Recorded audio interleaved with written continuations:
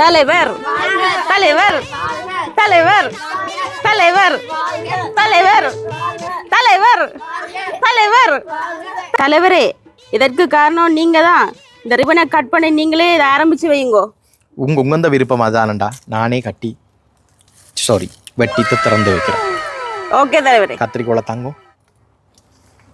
தலைவர் தலைவர் தலைவர். பொறுமை பொறுமை பொறுமை. எல்லாம் கைதட்டுங்கோ.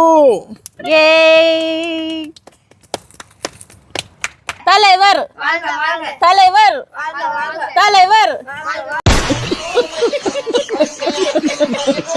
தலைவர் தலைவர்.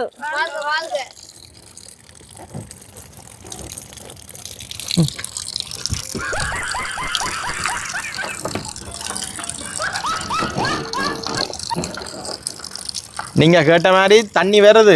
கைதட்டுங்கோ.